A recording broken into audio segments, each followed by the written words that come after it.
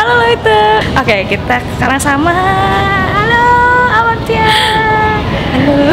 Oke, ini ada nanti kalian harus nantiin nih video ini karena ada tips-tips dari Amartya, salah satu peserta dengan nilai tertinggi di ujian B1-nya. Oke. Kalian harus lihat video interview kita dengan Amartya. Oke? Cus.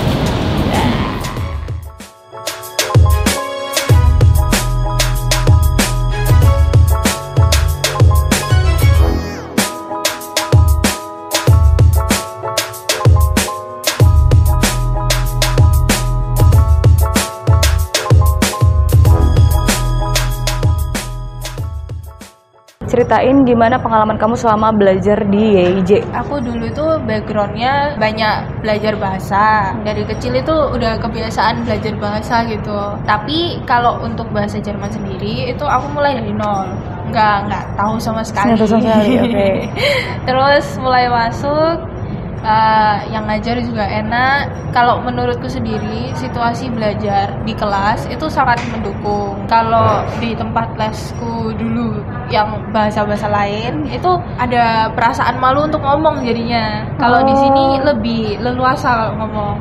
Bisa mengutarakan kalau nanya nggak pakai malu, pokoknya bisa lebih apa ya bahasanya nih? Kalau ngomong pakai bahasa Jermannya, jadi kita memang benar-benar didukung untuk nyoba ngomong pakai bahasa Jerman gitu. Dulu yang pas aku belajar itu agak susah untuk ngomong pakai bahasanya gitu. Emang karena minder kali ya kalau dulu? Dulu belajar bahasa apa? Dulu sempat les bahasa Mandarin, Jepang, sama belajar sendiri Inggris. Banyak. Berarti emang ini pengalaman pertama belajar bahasa Jerman dan karena didukung dengan lingkungan belajar yang menurut kamu juga enak, jadi bisa ya cepat untuk belajarnya. Iya, nyaman lah gitu. Nyaman ya. Oke, kamu kan ikut program au pair reguler A2 ya? Itu belajar sampai dengan B1. Kamu udah ujian A2 dengan nilai berapa? Boleh dikasih tahu nilainya? Nilai akhirnya 93. Kita tepuk tangan guys. Itu gimana caranya bisa nilainya seperti itu? Ya kalau cara itu sebenarnya setiap orang beda-beda. Kalau aku sendiri itu karena udah belajar bahasa banyak gitu ya, udah pernah ngerasain ujian-ujiannya mereka juga. Saranku bahasa itu jangan dipaksain, soalnya memang itu harus kayak datang secara alami gitu, dipahami, diterima, jangan terlalu. Ya memang kita perlu ingat grammar gitu ya. Tapi grammar itu hanya untuk pegangan. Selain itu jangan takut untuk tanya, takut untuk ngomong. Di mes itu banyakin ngomong juga nggak masalah, benerin orang yang ngomong gitu juga masuk gitu belajarnya. Kalau belajar misalnya ada cara-cara sendiri. Kalau aku kan suka gambar, aku juga suka yang warna-warna gitu ya. Jadi catatanku itu setelah aku tulis pakai bolpen hitam, biasanya kalau di kelas kan nggak sempet tuh stabil-stabilin ya.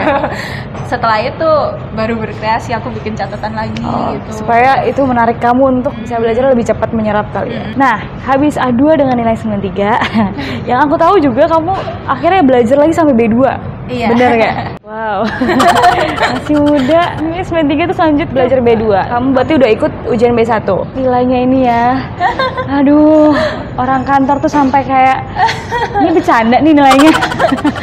Dia nilai tertinggi sih sepanjang angkatan kita dengan nilai B1 sih itu. Berapa Amartya? Untuk lesson 90. 90 lesson. Untuk Kieran 90 juga. 90 lagi. Terus Schreibenku 100. Dewa.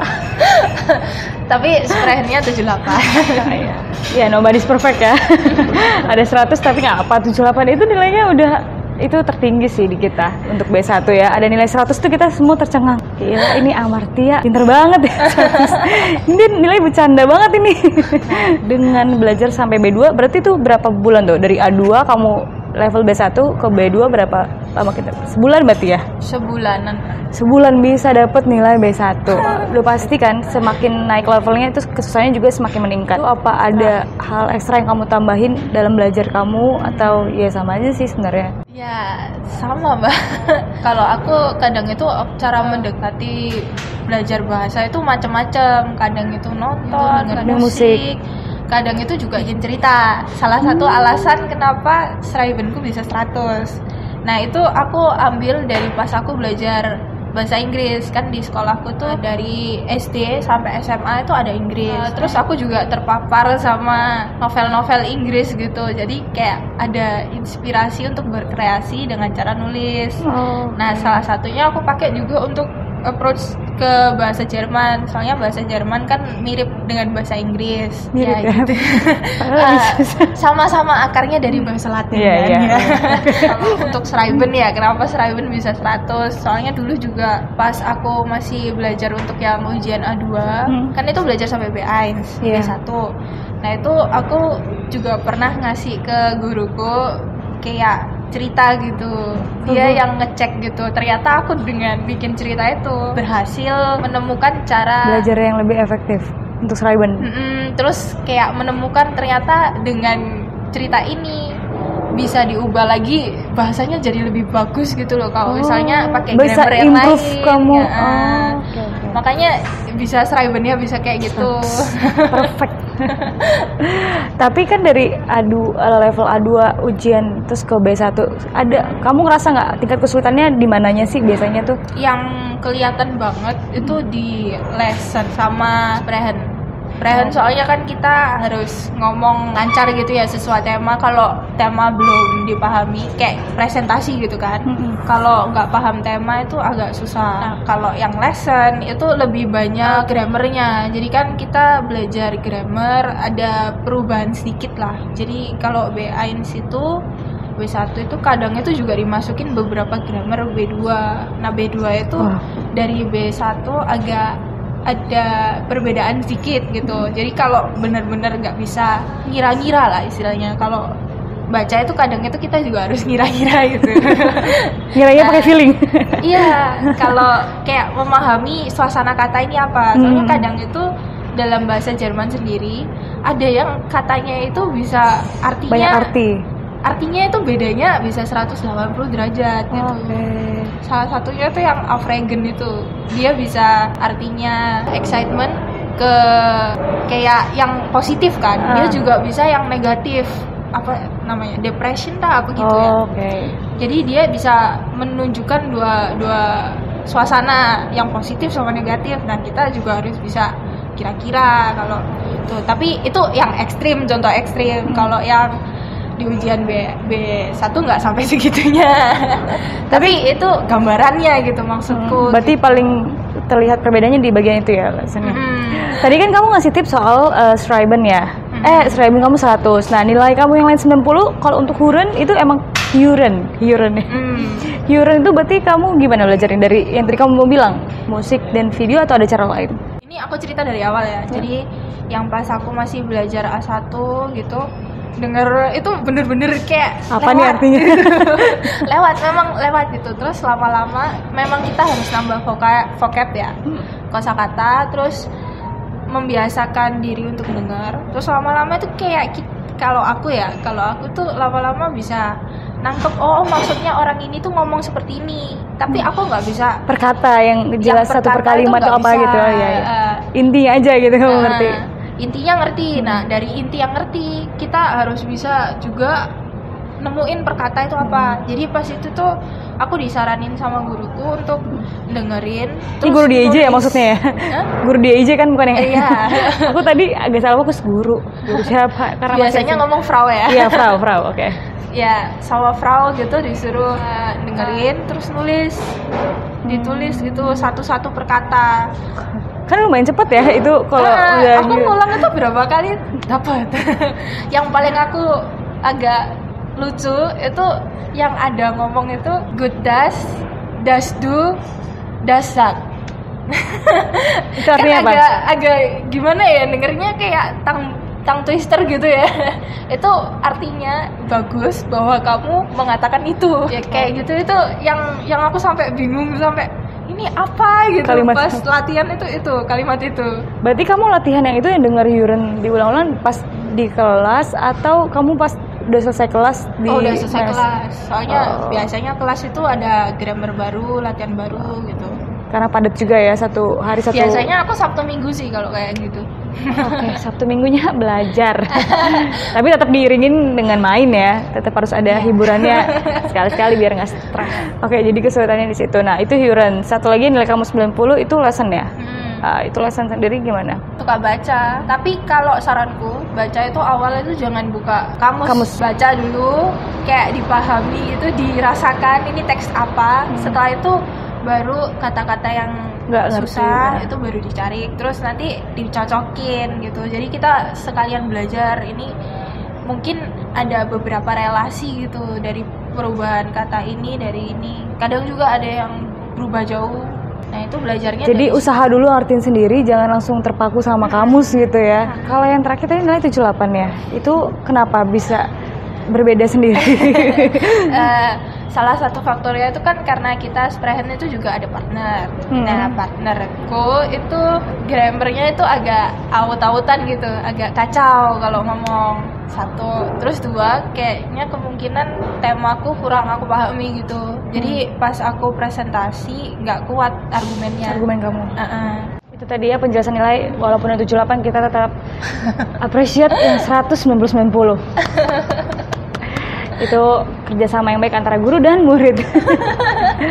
Nah kalau kamu sendiri ngerasain metode belajar karena YJ sendiri itu kan memang kita cepat ya sistem belajarnya.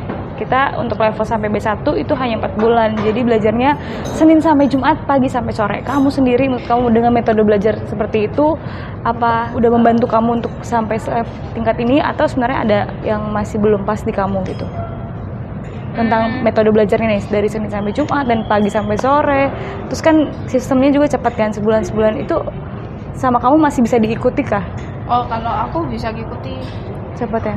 Kalau aku tipenya soalnya gimana ya, karena udah belajar bahasa banyak, jadi kayak otak itu langsung bagi. Kalau ini berarti Jerman, nggak bisa diotak-atik, nggak bisa dipertanyakan karena itu bahasa, kayak ada hukum pastinya gitu. Kalau nanya mungkin penggunaan bahasanya, penggunaan grammar ini sebenarnya suasananya itu lebih ke kayak gimana gitu. Soalnya ada itu hampir sama pengucapannya, tapi itu suasananya itu beda gitu. Kalau yang masalah grammar itu aku anggap itu hukum mutlak gitu. Jadi nggak bisa diotak-atik. Karena memang orang luar, saranku juga itu jangan terlalu sering jalan-jalan dulu. Okay. Maksudnya ini ke mall atau pokoknya main-main ya? Main-main di Jakarta gitu. Nanti pasti ada waktunya. Benar. Aku setuju. Ayo, tos dulu. Soalnya tahu-tahu begitu udah ke kelas itu kayak gabut gitu kan. Iya, nah, pas itu bisa buat belajar. Buat jalan-jalan. Difokusin dulu belajar, nggak begitu lama kok. Cepet waktunya, kayak nggak kerasa ya. Kok cepet gitu ya, tahu-tahu udah absen party gitu. Gitu, jadi itu ya jangan capek-capek. Kalau capek biasanya di kelas itu nanti jadinya nggak fokus. Nggak mood ya, langsung nolak gitu apa yang diajarin, langsung otaknya aduh udah capek. Anggapannya bahasa Jerman jadi matematika. Itu rumit jadi. Kan ada rumusnya juga. Iya. Oke, jadi tipsnya tadi udah tambahan ya. Jadi buat kalian ada masanya untuk main-main, ada masanya untuk serius. Ya, dipergunakan waktunya yang seefisien mungkin gitu. Nah, ini di luar ini sih ya pertanyaan sebenarnya. Kan kamu banyak belajar bahasa nih. Ya kan, ada Chinese, ada Inggris, ada Japanese ya juga ya. Jerman. Biasanya dengan banyak belajar kan kosakata semakin banyak. Pernah nggak sih, maksudnya atau sulit nggak sih saat kamu masuk ke Jerman itu ada yang terselip-selip gitu dari bagian bahasa yang Chinese atau yang dari Inggris sih biasanya kan ya? Jadi kadang itu gini, kalau mau menyemangatin orang, kadang itu aku bisa keluar cayo, itu kan bahasa bahasa Cina, bahasa Mandarin. Terus kadang itu bisa keluar gambate, bahasa Jepang. Iya, jadi kayak kalau mau ngomong itu salah, terus keluarnya gitu. Nah, tadi itu kita udah bahas seputar belajarnya ya. Ada tips and triknya kenapa bisa nilai 100, 90, 78. Bisa buat teman-teman yang lain bisa ditiru mungkin metode belajarnya Amartya biar dapat nilai masih harus lebih baik ya. Cus.